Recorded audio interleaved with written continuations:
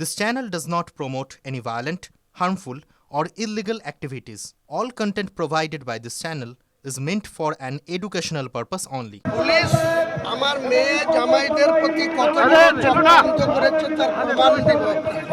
আপনারা সবাই কপি নেবেন। এটা মুর্শিদাবাদের পুলিশ কেস আনিরাজ যখন ছিল একটা কেস নাম্বার দেখুন যে Lalgola PS case number 237/2025 dated 20/3/2025। এই কেসে এনডিপিএস কেসে কে আসামি ছিল এখানে ডিটেলস লালগোলার পুলিশ স্টেশনের পুলিশের কেস নাম্বার তার সেকশন সব আছে।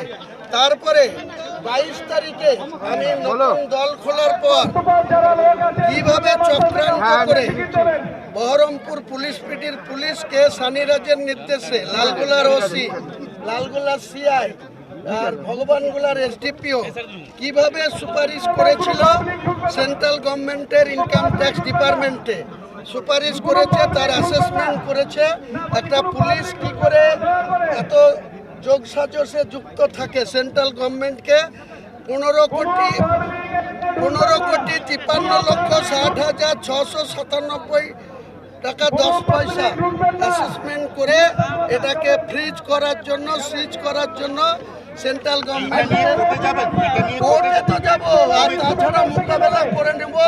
বহরমপুরে 14 তারিখ বেলা 11টা থেকে 1টা পর্যন্ত এসপিকে রাস্তায় ঘিরে রাখবো। কোর্টে মুখ সেন্ট্রালে দিল্লিতে মুখ করবো, কলকাতায় করবো বলছি, কিন্তু ডকুমেন্টস নিয়ে এসছি আপনাদেরকে কপি দেব। এরা যে যোগ সাজস করেছে তার প্রুফ এটা। যে কেসটা যেটা হয়েছে যে কেস রেফারেন্সে আমার বিআই আমার মেয়ে আমার জামাইদের ফাঁসিয়েছে 15,53,60,000। আপনি কাল ছিলেন লালগোলার OC Atanu Das, SDPO Bhagabangola, CI Bishal police নিয়ে গিয়ে যেটা আমার মেয়ে জামাই বা আমার বিআই বিয়ান এমন নাতনিদের বিরুদ্ধে যে মুর্শিদাবাদের এটা প্রমাণ দেখে নেন। 237/2025 ডেটেড 20/3/2025। এই কেসটার জিয়াউর রহমান আসামি জিয়াউর রহমান থেকে বেলে আছে। 1/1/2026 থেকে 9/1/2026 পর্যন্ত 9 দিনে বিভিন্ন প্রপার্টি চক্রান্ত করে ফ্রিজ করার জন্য আমাকে না পেরে আমার আত্মীয়দের করার জন্য তাদের সম্পত্তি ক্রুক করার জন্য মুর্শিদাবাদের পুলিশ সুপার কে সানিরাজের নির্দেশে যে কাজ করেছে তার ডকুমেন্ট সমস্ত দিয়ে দিচ্ছি। 15 কোটি কালকে আপনারা দেখাচ্ছিলেন 10,73,00,000, কিন্তু আমার কাছে প্রুফ আছে তাদের অ্যাসেসমেন্ট করেছিল 15,53,60,697 টাকা 10 পয়সা। এবং তিনি 21/1/2026 এখান থেকে সেন্ট্রালের ফাইন্যান্স দপ্তরকে এই সম্পত্তি প্রুফ করার জন্য তাদের প্রুফ করার অর্ডারটা দেখাতে বলুন। আর মুছিয়ে দেবো ওসি লালগোলার আর এসপি মুর্শিদাবাদের 14 তারিখে ওর বাবার ক্ষমতা থাকলে আমার মোকাবেলা করবে।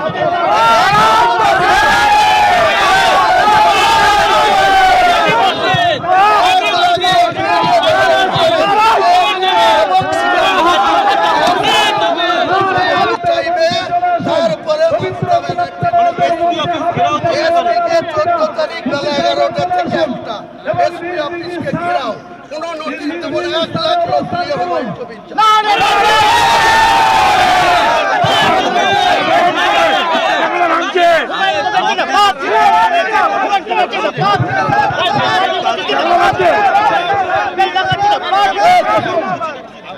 আজকের কর্মসূচি, তারপরে বাবরি মসজিদের মেন ফটকের যে বেশ ঢালাই সেটা দিয়ে শুরু হবে। তারপরে বাধা যতই আসুক বাধাকে অতিক্রম করবো। ইনশাআল্লাহ আল্লাহ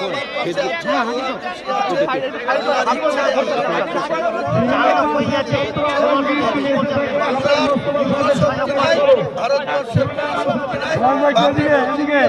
बंगाल में आज से शुरू होने चाहिए बाबरी मस्जिद, बंगाल में आज से बाबरी मस्जिद का है काम शुरू हो रहा है, काम शुरू हो रहा है। और इनका पुलिस वाला अल्लाह पुलिस ओसी और गुरुदार इनको सबक सिखाने के लिए 14 तारीख बेला 11 से 1 बजे तक उनका परीक्षा है, छुट्टी है, इसीलिए 14 तारीख सैटरडे उनको 2 घंटा एसपी को घिराव करके रखेंगे। হুমায়ুনদা কথা দিয়ে কথা রাখে, হুমায়ুনদা কথা দিয়ে কথা রাখে। পূর্বের ঘোষণা মতো আজকে শুরু হচ্ছে, মানুষজনের কেমন সাড়া পাচ্ছে? नींव रखी थी 6 दिसंबर के बाद, उसके बाद किया गया, लेकिन बाबरी तो बाबरी हो गई। कालो जोगी जी क़यामत को नाम लिया, कुरान में क़यामत को बात है लिखा, तो जोगी जी वो कुरान को शरण कर रहा है ये रोकने के लिए, क़यामत को बात किया। तो अल्लाह ने जो दिन क़यामत नाजिल होगा वो जोगी जी भी नहीं रहेगा, मैं भी नहीं रहेगा, पृथ्वी में कोई व्यक्ति भी नहीं रहेगा, क़यामत जितने अगला इलेक्शन में क्या क़यामत है? अगला इलेक्शन को एटीएमसी गवर्नमेंट को उठा के বাংলায় বলছি আজকে বাবরি নির্মাণ এবার যে নির্বাচনে কি বার্তা?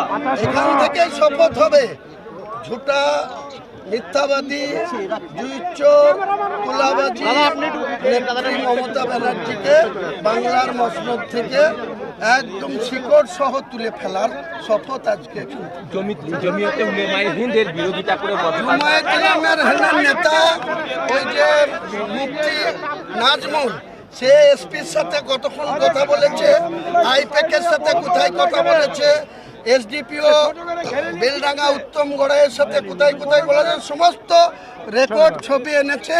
ওদিন এসপির সাথে 14 তারিখ বেলা 11টা থেকে 1টা 2 ঘন্টা এসপি অফিস 1 লাখ লোক লিগিয়ে ঘেরাও করে জবাব